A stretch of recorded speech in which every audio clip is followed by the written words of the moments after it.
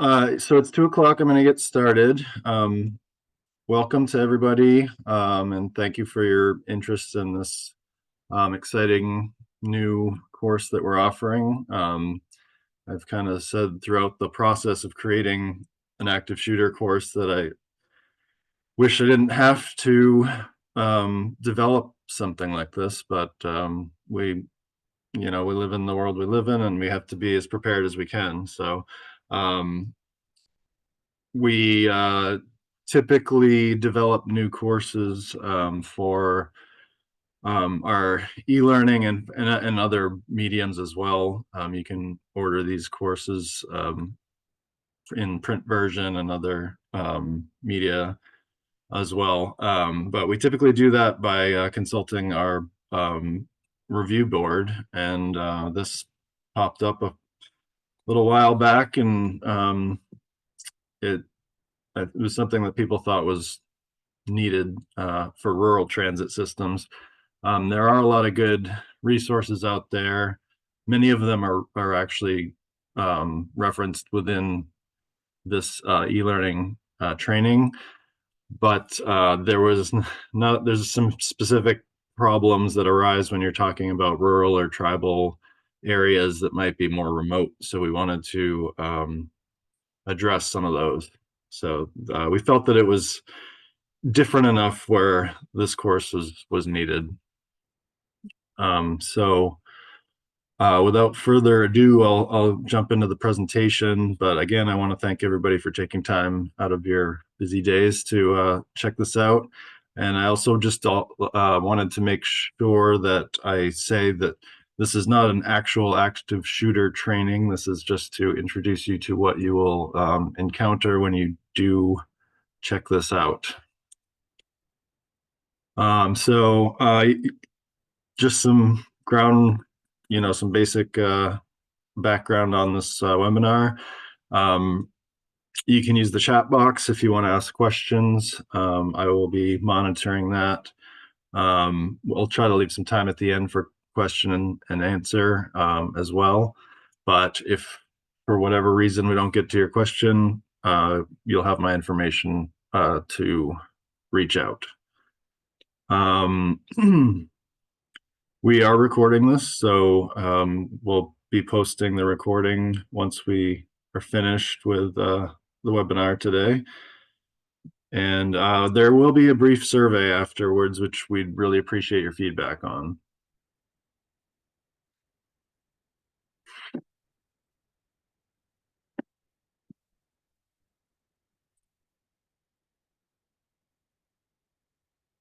I'm sorry, my slide is not advancing.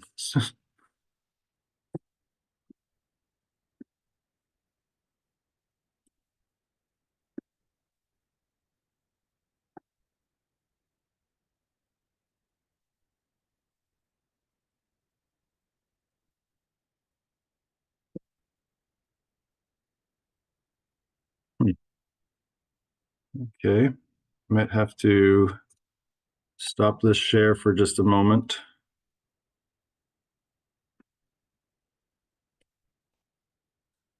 All right, let's try this again.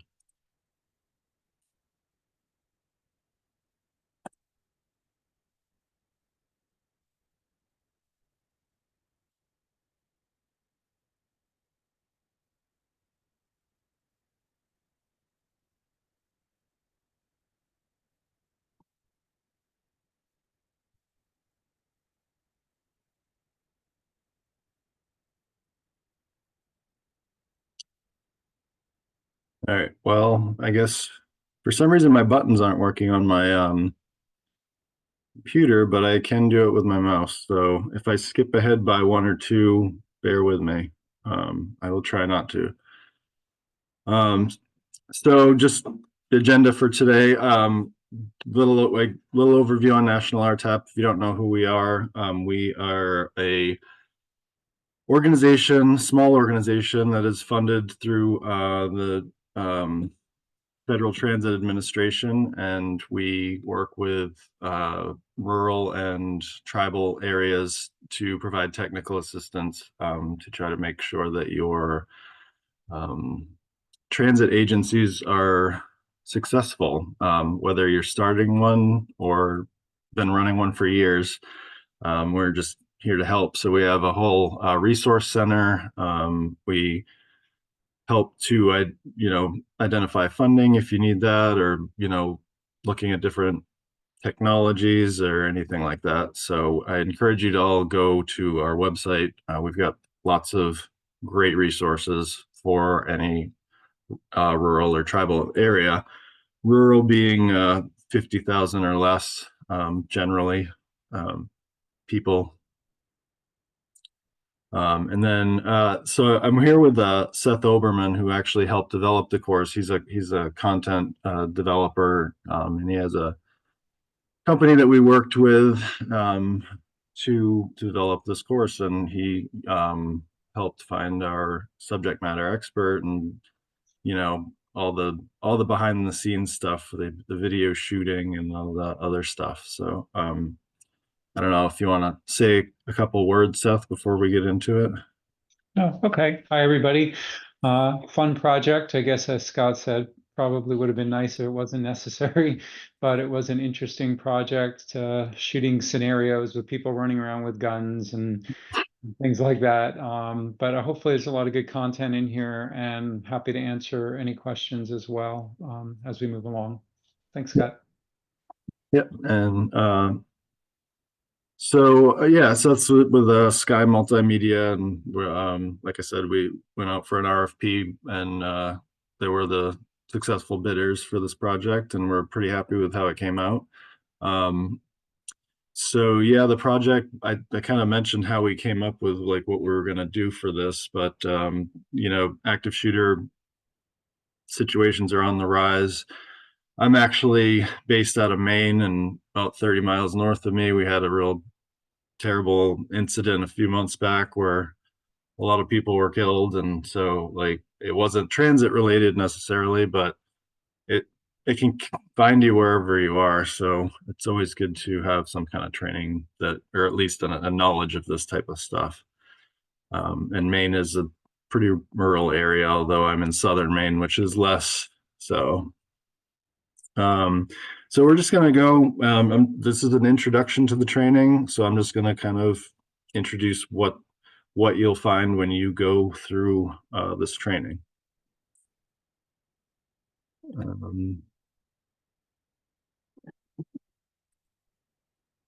Wish my controls were working better. Scott, would you want me to run it from my end, or are you? Possibly. I'm just trying to figure, like, I can't advance the slides the way I normally do.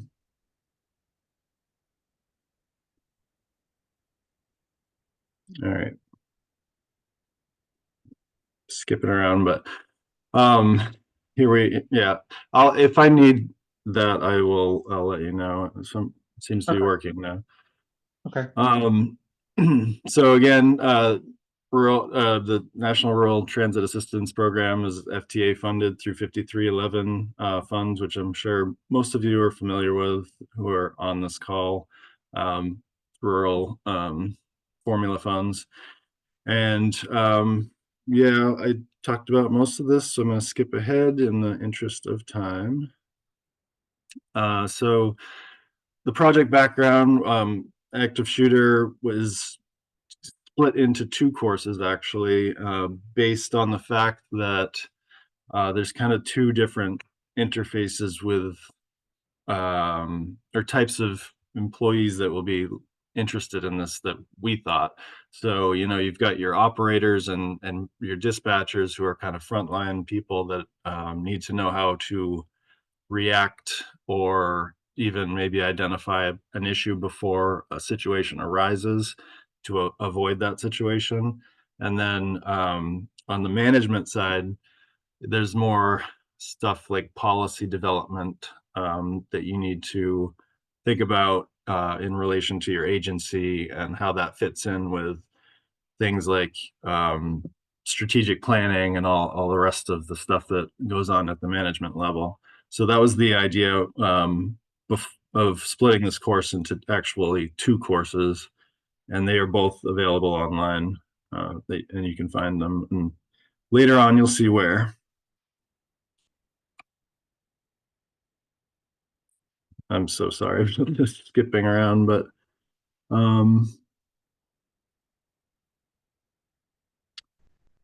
yeah. So the basic components of this training are, we have manuals that you can flip through. They're paper, and you can order them from us for no charge.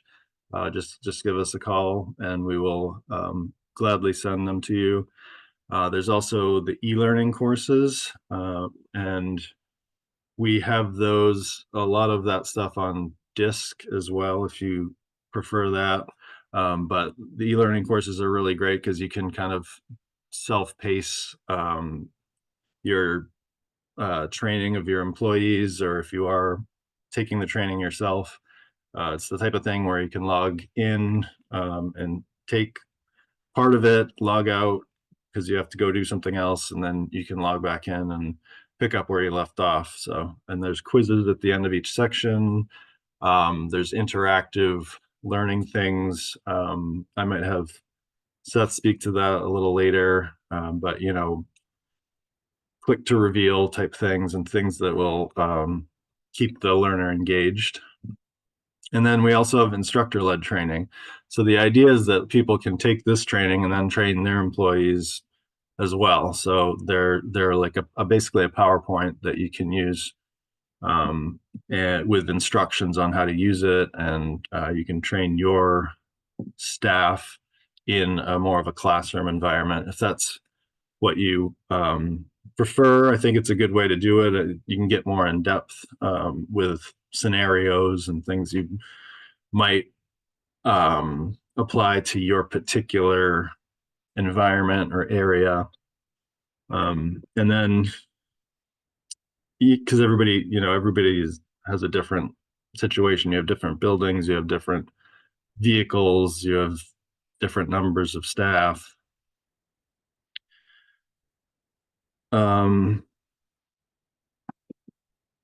Is this advancing? No. Okay.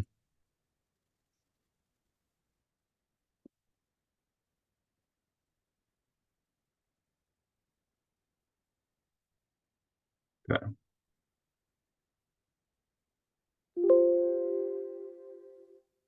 Okay. I think I'm back. I think I got it.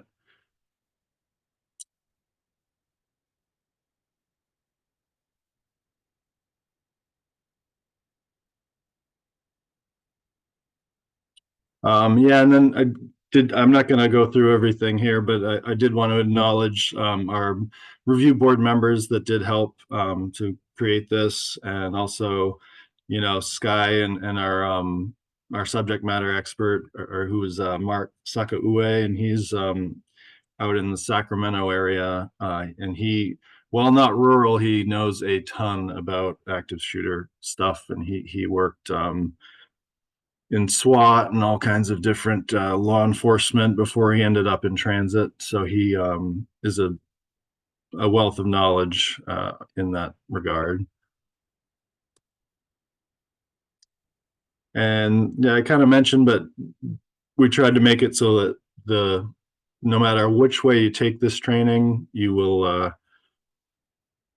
be able to get the same information. So yeah, whether it's the manuals or the online training, or in the classroom, it's all the same stuff basically, aside from being two different courses.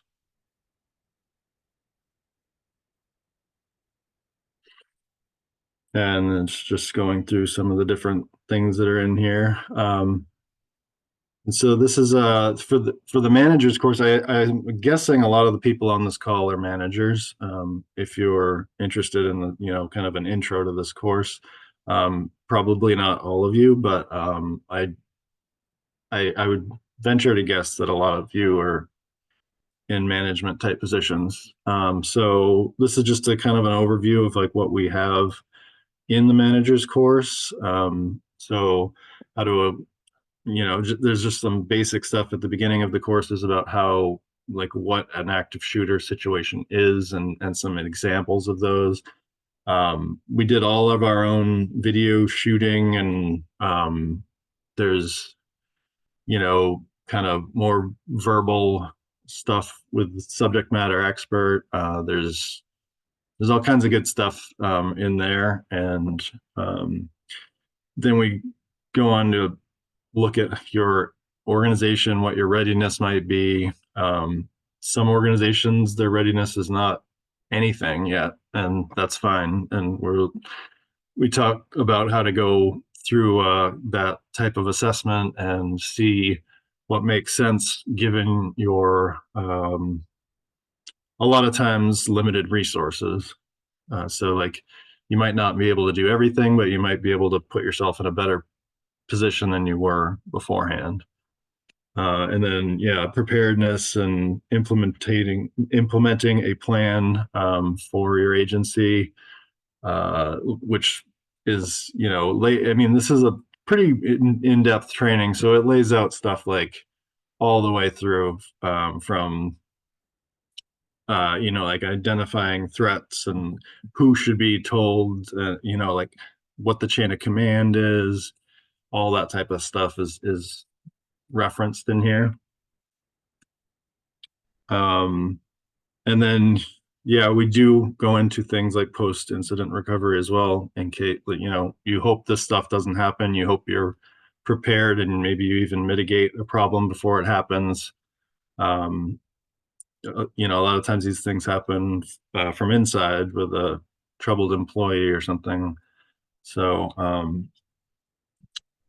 yeah, I don't know. Seth, is there anything else you wanted to add about kind of everything that's included within the trainings? Yeah, I mean, the basic thing is what we're trying to present as most important is the prevention aspect, because if you do a lot of things up front, you might be able to prevent a problem. So the kind of flow is prevention, intervention, mitigation, response, and recovery. And so the prevention is the main goal. Intervention is kind of prior to an incident, what you can do. You see that employee who seems like he might be losing it, what do you do? How do you intervene? And then those first two steps can be the most important and save lives. And but if you don't, if you get to the unfortunately, if it happens, then we talk about mitigation, how to lessen the impact, and then response in an incident, and then post incident, like Scott mentioned, like recovery and post incident. So that's kind of the flow of it. Yeah, well said.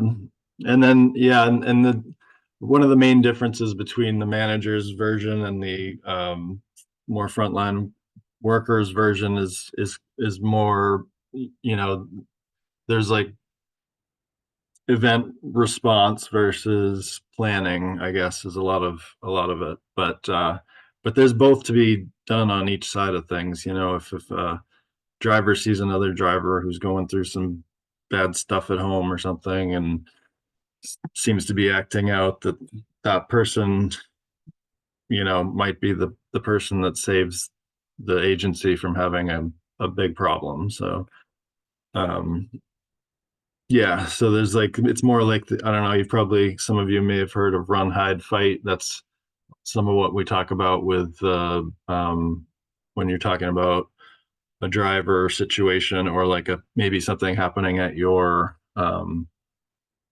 building, if you have a building. And so we'll go through more of that.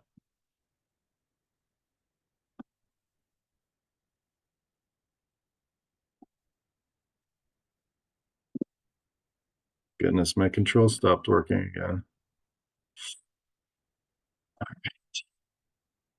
Um, so that we'll just go real briefly through like what the manager's course entails. We talk about the audience. Then we do, like I said, there's a lot of videos and things like that in here. So what if is like a video of a scenario that might happen. And then a lot of times we'll have stuff where it's not actually Mark, but an actor who plays Mark will be talking about specific situations that he might have seen, or like what you should do in a certain situation. And then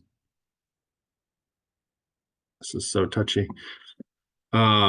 Section 2 goes over like what active shooter incidents are and how prevalent they are and where they happen, and gives some real life incidents, some lessons that can be learned from things that have happened in the past, and also goes through kind of a timeline of how these things happen. Typically, active shooter situations, I I should have said in the beginning, I'm not an expert on this, but I've learned a lot, and it's been a kind of a longer process developing a course this in depth. So I have learned a lot, and one of the things I learned is most active shooter situations are over in just a minute or two, and so there's not a lot that can be done. Which is why we actually did focus more on prevention and mitigation and that type of stuff. But uh, also what can be done. So, and then what your priorities are. I mentioned a lot of, especially rural areas, you don't have a ton of resources. You can't throw thousands and thousands of dollars at fancy, notification devices and stuff like that. So you have to pick out what makes sense for your agency to do, and implement what you can. And then we always have a knowledge check at the end of each section. And then we've got assessing your readiness. We talked about this, so I won't go into it too much, but it's kind of more of a step-by-step guide on like how to see how ready you are for something like this and what you have in place. Do you have a good employee assistance program that might help people that are struggling with whatever is going on in their lives? Do you have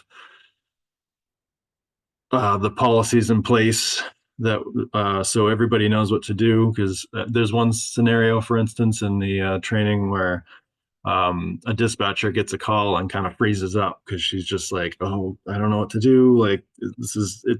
People do freeze up sometimes in stressful situations. So something as simple as like having a piece of paper posted in their cubicle with the relevant numbers to call and the information that they should give, can be a big help. So, and the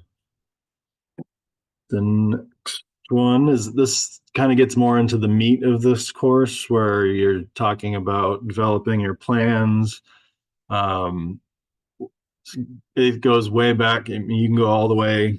One of the first things it talks about is just calling up the police station and having them come down, check out your offices, your vehicles, any other assets that you may have, so that they can know, like, for instance, how to get on a vehicle if there's a shooter on board and the door's closed, or just simple things like that, because a lot of police don't know these things.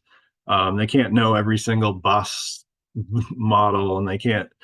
So basically, the more information they have, the better they can respond to your emergency. So that we go through drills, even things as basic as like how aware you are of your surroundings. You should, a lot of people from, say, like ex-military or something, they always know where the exits are of their wherever they are and stuff like that. So it's like awareness, things you can do to your actual assets to make things safer, whether that's like a panic switch on the bus, or a lockbox at your facility so that emergency responders can get in if things are locked. Um, all kinds of things. So I'm not going to go into all of that. It's all in the course. It's all good stuff. Um, and I will move on from here. Then this is developing implementation plans, or developing and implementing a plan. That's pretty self-explanatory, but it just talks about what you should be thinking about and what's realistic and what you can do, and just having everybody in your organization know like what the chain of command is, how to. Another thing that we talk about is how to act basically when law enforcement does show up, because they are there to create a safe situation out of a dangerous situation. So that you can't be grabbing police officers and telling them that this person's hurt, and because you might just end up with more people hurt. So they're the first people that show up are there to neutralize the situation, however that may occur, and there will be other people to help anybody that's wounded or things like that. So just how do you end up not being a victim of friendly fire and things like that.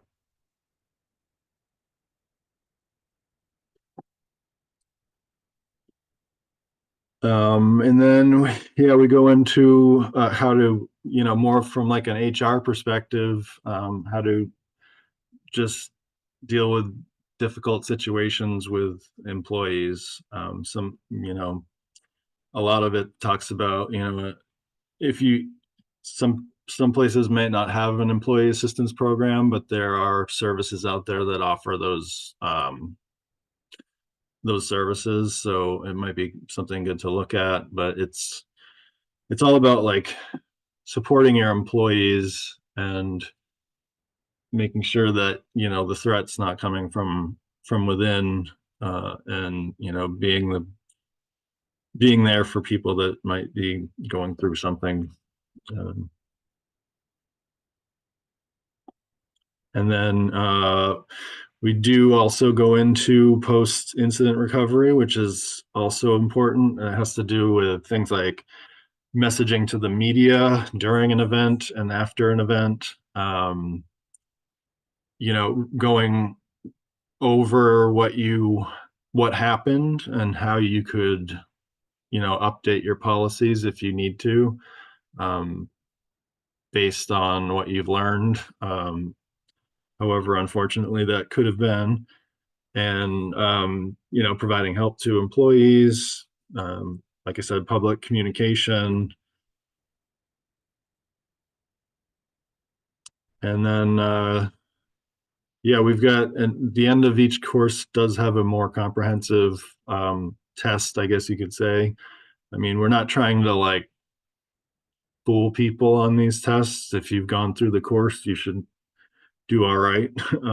It's not the point. The point is just to retain the relevant and important knowledge from the course.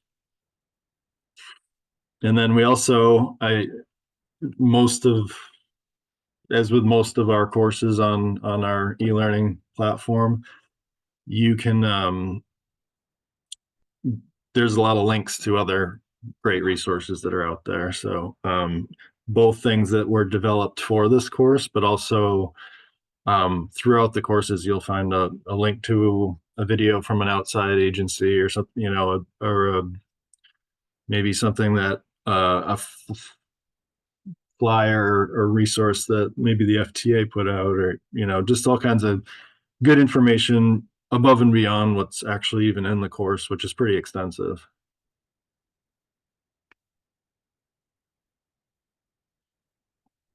And this is just kind of an example of that. We've got appendixes, and there you can see here there's links in there to different other good stuff: FBI, FEMA, Homeland Security. And then we'll just go briefly through the um, the one for the operations personnel. It's similar, so I'll go a little more quickly through here. But yeah, we have another what if situation. A lot of the videos afterwards will have the subject matter expert in his own words.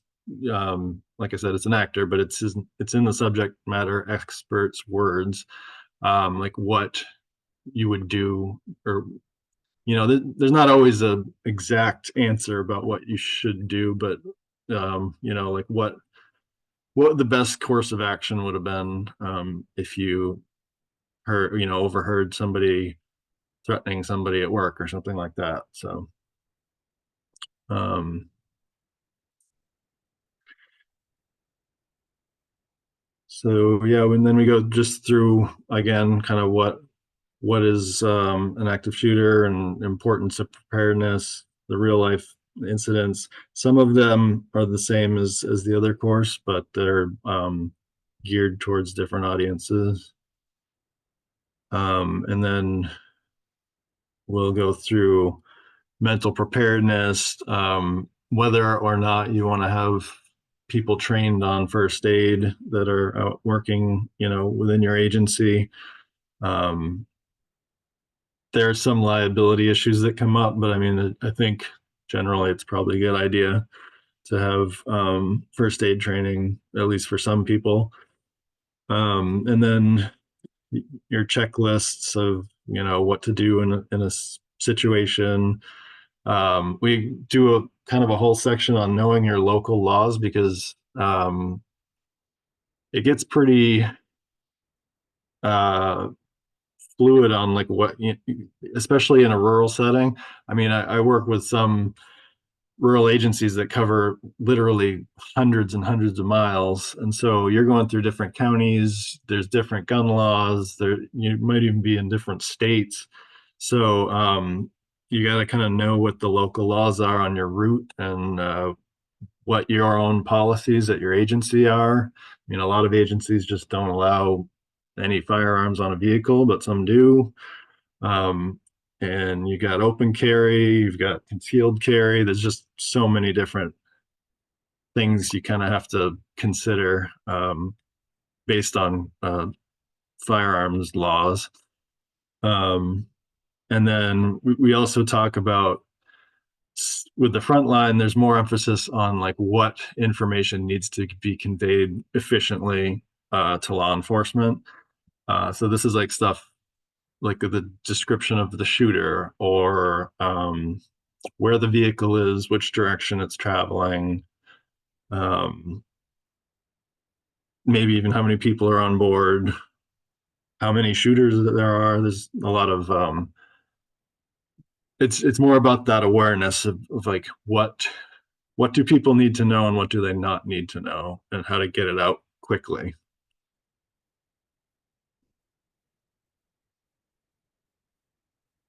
And then so then we go through during an incident. That's kind of self-explanatory. We do go into the run, hide, fight, which is basically your three options. If you're in a active shooter situation, your first thing is if you can run, then get out of there. If you have to hide, then we tell you how to hide. Put something heavy in front of a door or, whatever. Get behind things that might be somewhat bulletproof, that type of thing. And the last option is fight, but sometimes that's what it comes down to. So that's pretty well known throughout active shooter trainings, that the concept of run, hide, fight. And we do go through that, but again, the emphasis on this course is more about trying to prevent a situation from ever happening because they tend to be pretty destructive very quickly when they do happen. And again, how to respond when law enforcement arrives, how to be helpful, which is usually just getting out of the way. And, possibly applying pressure to a wound or something like that. And then we have all kinds of guides that we link to, things like that help. If you want to do a deeper dive into a certain part of one of these scenarios. And then again, we have post-incident. This is more focused on mental health or what you could learn from the situation. So a lot of people say, "I'm fine. I can go back to work tomorrow," and it's probably not the best the best idea. You might be in shock or whatever. So people should get help and talk about these things. And in talking about them also includes trying to learn what you uh, what you can from a situation. One thing I learned that I didn't know from another person that was in law enforcement was that about 24 hours after an incident is about the sweet spot to get the most accurate information you're going to get from somebody that was in a stressful situation. Um, any more than that, you might lose some detail, and any less than that, it's just too fresh. So, you might not need to sit down and do your like, what can we learn from this situation thing for a few more days. But if you want like an accurate account of what actually happened, that's kind of where 24 hours is about where you want to be. And it could be hard to talk about, but it's uh, people need the information to make the best out of the future. Um, and that's kind of, I guess, the incident debrief. I'm just reading here, but the incident debrief would be kind of what you're seeing in this picture here. It's one of the videos that we have where they talk about the guy that got on a bus and non-fatally shot somebody, but they're just talking about what could have been done differently, if anything. And um, there's another scene like this where they talk about um, a scenario that happened where like the bus driver,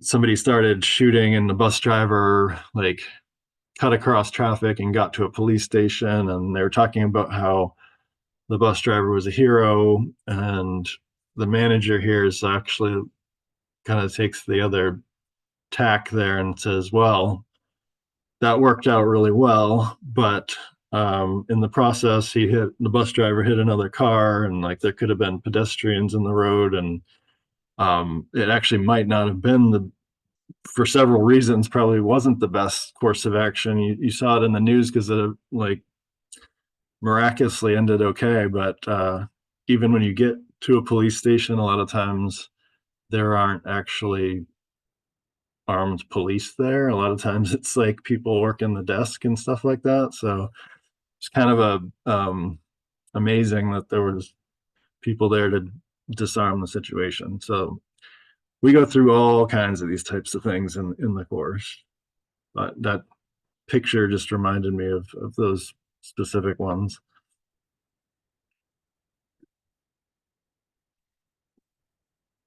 And then again, final quiz, more about resources and different things that, oh yeah, and also I should have mentioned, but we have the answers to the quizzes in the back too. So the people in management can know that the questions were answered correctly.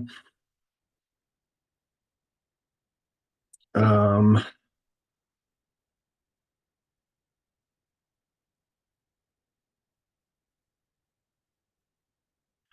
so yeah, I might just have Seth jump back in just briefly to talk sort of about like kind of the concepts of like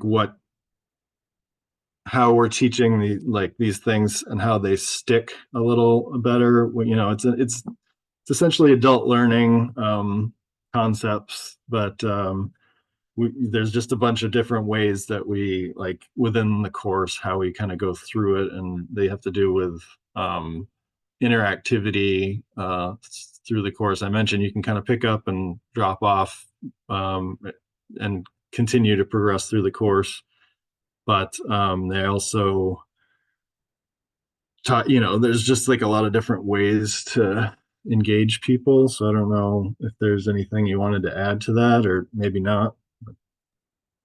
Um, yeah, I mean, as you mentioned, Scott, we use a lot of interactive video scenarios throughout, and the goal is they're depicting realistic events and posing challenges. And, in any situation, they say you can do one of three things. You can make a situation better, make it worse, or freeze and do nothing to help.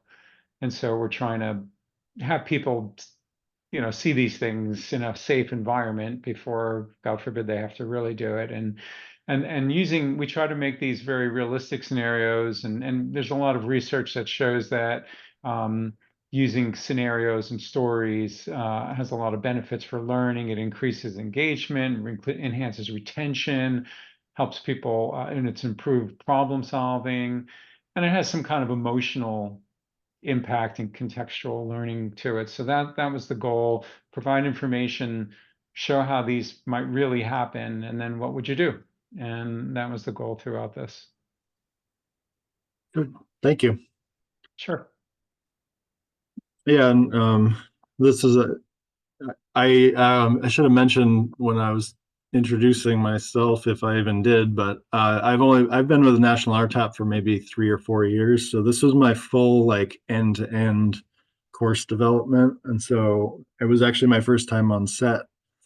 So it was really interesting to see everything that goes into the video shoots and the managing all the equipment and the actors we actually were on site at a transit agency that was gracious enough to let us film there, as long as we didn't put their logo in the videos. So yeah, it's been a really great project from beginning to end, and there's all kinds of stuff in there that I think is very valuable to not just to active shooter preparedness, honestly, but to any kind of emergency preparedness. It's geared towards active shooter, but a lot of it can be extrapolated to other emergencies. So I was okay. So yeah, and then again, I think we've kind of touched on most of this stuff. Skip through. I don't think I'm going to be. Well, let me see if I can do. I just want to give a one snapshot of a video that could. Oh, well, just be the only thing is I'm not sure. Can you hear that? TR band 12 to dispatch. Yeah. Yeah. You can. Yeah. All right. I just wanted to make sure. Sometimes I don't share my sound correctly. So this is just a real brief video of like a situation. It kind of just gives you a flavor of what some of the videos look Oh, like. Some of them we're not seeing a video though yet, just so you know. We heard it, but we're seeing a static screen. Oh, interesting. Okay, well, you might only hear the video then. Oh, you know why? Okay. Sorry.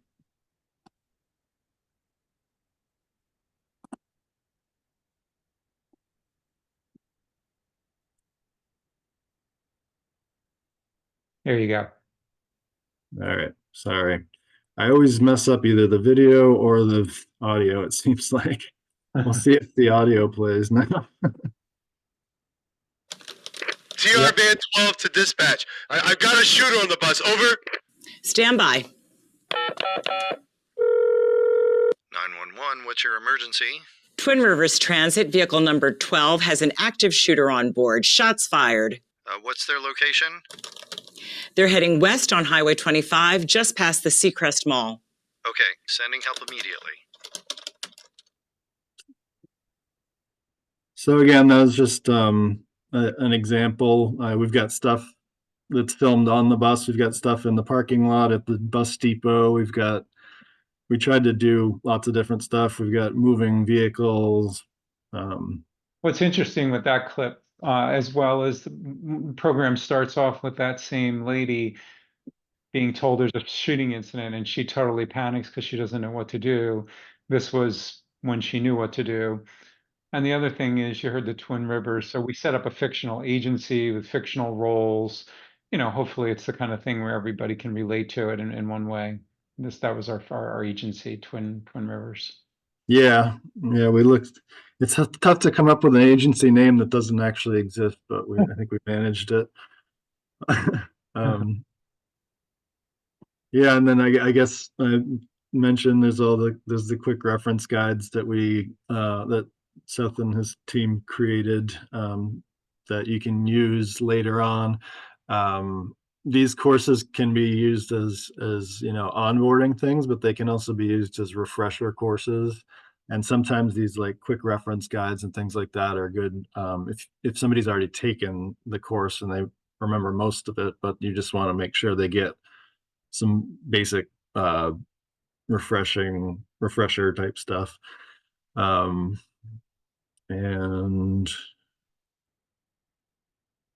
yeah, I guess kind of gone over most of this. Role of management and staff. Yeah.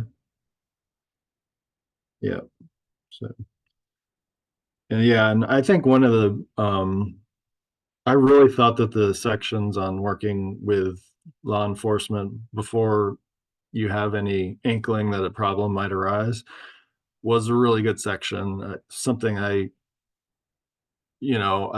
thought about, but it just kind of like all these little things that you might want the police to know, just give them a call and tell them.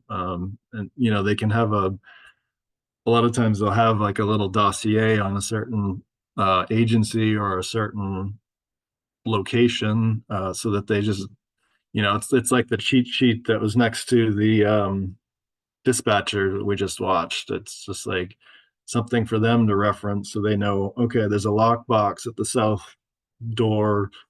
We can get in that way, that type of stuff. So, and all of this stuff was straight from our subject matter expert. So was a very good expert to have on the team.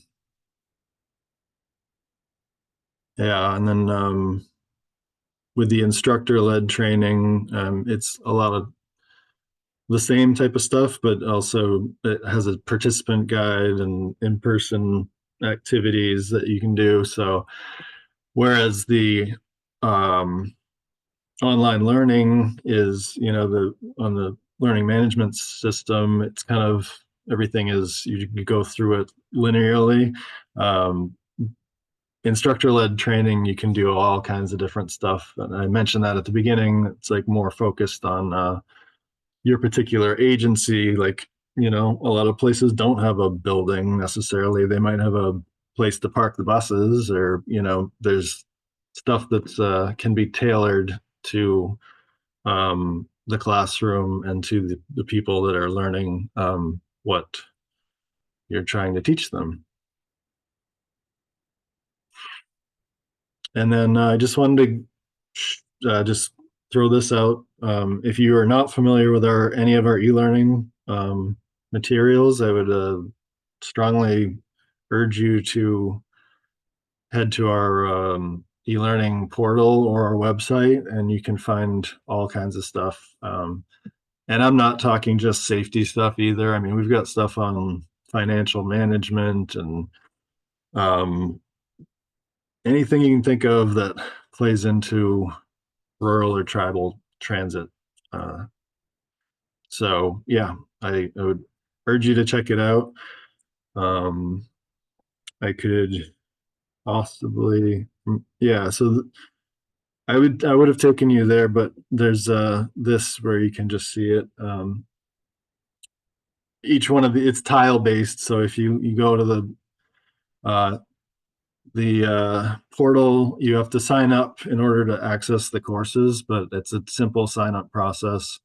You can also sign your agency up so that all of your learners are within your overarching umbrella of your agency. So you can managers can see who's taken what training and that type of thing. But as you can see, it's pretty self-explanatory. You log on, you can click on any of these, and then there's usually another group of things. They might be like, if I clicked on active shooter here, you'd see that there's 2 courses under active shooter, and then you click on one of those. So it's pretty useful, I would say, and a lot of people use it. We've got thousands and thousands of people in there. We've been running it since about 2015, I believe, before I came on with National RTAP, and obviously people find it to be useful. And then I should also mention, in addition to e-learning, we've got, I kind of alluded to this, but we've got a whole resource library that has tons of other stuff. We got transit managers, toolkits, and all kinds of stuff on there. So, and our person that runs that, Kara, is a great resource in her own right. But if she doesn't know something or have a immediate link or citation for you, she'll get it for you pretty quickly. So it's great to have that resource. And I think that's about it. I mean, we just kind of wanted to announce that this was out there and kind of tell you what you would find within the course. And the course itself is several hours long, so I obviously couldn't get into everything here. So I have one question here about how to get the free manuals. So you can either go onto the website and find it there, but I'll pull it up on my, I don't know the number right off the top of my head, so I have to go check it out. But yeah, if you want to order manuals, you can either do it via email or by calling, but I will find that for you right now.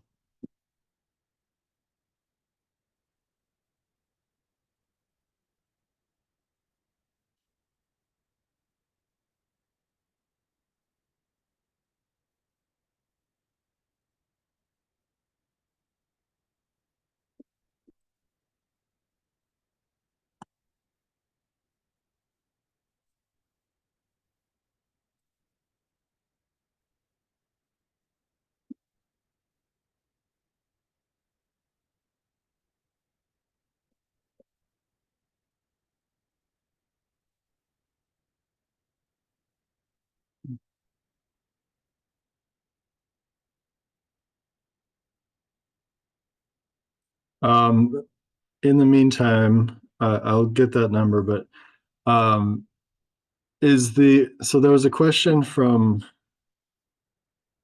Mitchell about, is a video of the actual course?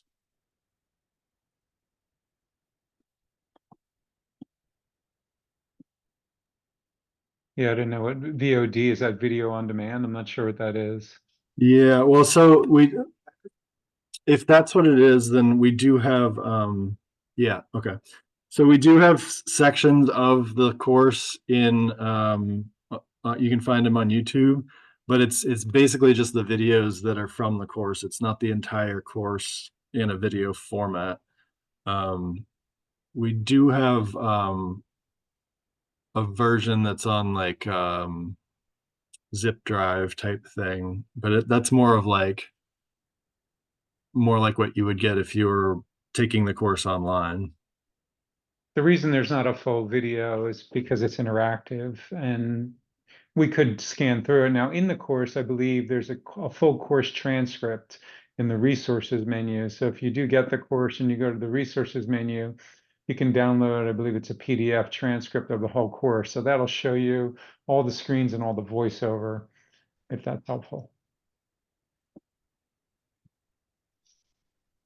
All right, so I'll post the I will post the email in the chat, but I'll also just I'll post the number as well, but I'll also just say it out loud. So the number to call if you want to get any resources this or any other ones is 888-589-6821. And that's, again, it's 888-589-6821. And they will get you whatever you need. All of our resources, since we're a program of the FTA, they're free of charge to the end user.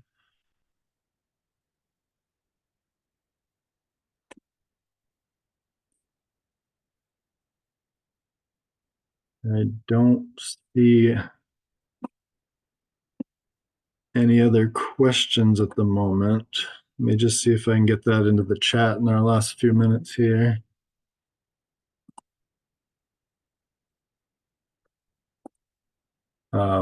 But yeah, we've got a couple minutes left. If anybody has any other questions, now's the time to ask.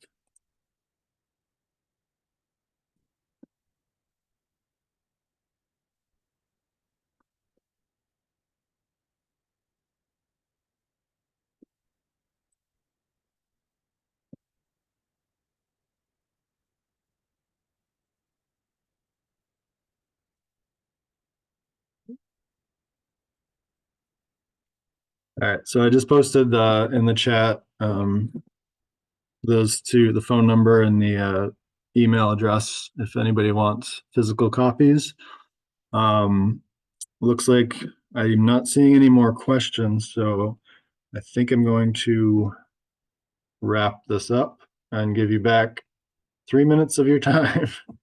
I hope everyone here found this interesting, and I hope that you can utilize this training effectively, and that you get a lot of good information out of it. I just did get a raised hand from Susan Buchanan.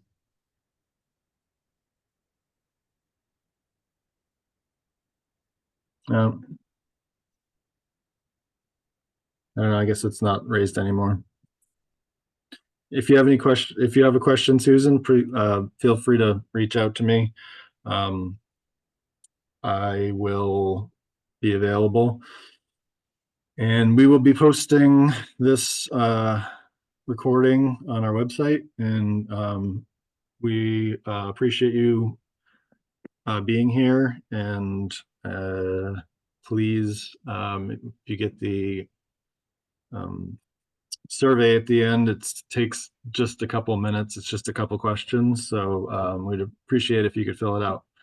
But with that, I will end this webinar, and like I said, I hope you all get something good out of it. Thanks, everybody. Thanks, Seth. Thanks, Scott. Thanks, everybody. Bye-bye.